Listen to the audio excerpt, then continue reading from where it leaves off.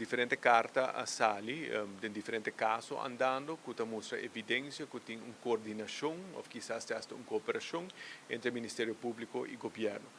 Justicia está separada del Gobierno, no por ti, obviamente este partido que está acusado que el Ministerio Público está politizado, no se ha evidencia en diferentes casos de diferentes políticos, ex-políticos actualmente, y ese está um peligro muito grande para nosso Estado de Direito.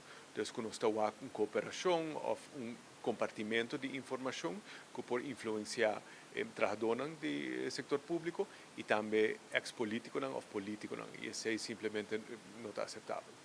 O metimento político pode tomar outra forma, não? Então, me estou avisando que tur caso está assim, pero, por exemplo, ora botin secondo me alcune carta quando si guarda una cooperazione di laga una persona del suo lugar, si sta cooperando con tal caso, costano assim.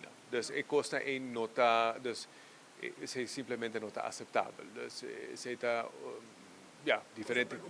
Poco sono preoccupante che gente non involvita in caso a tres adelante, dus tem un o dos casos che mi beweis a sali di mettimento of acto incorrecto para a separação de poder entre justiça e governo. E a reunião realmente para investigar isso e para escutar do ministro-presidente sua banda de medalha, não?